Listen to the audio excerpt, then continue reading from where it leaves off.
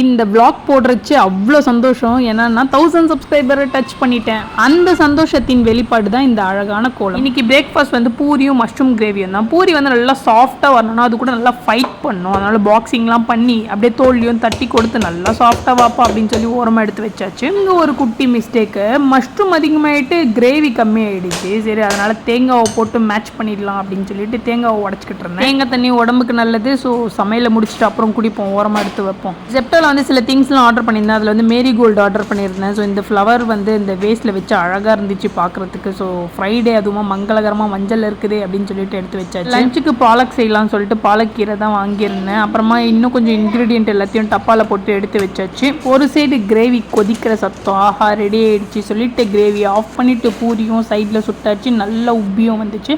நான் என்னோட பூரிக்கு கிரேவியை தொட்டு 1001 உங்களுக்கு நன்றியை கூறி விலாக முடிச்சுக்கிறேன். டாடா.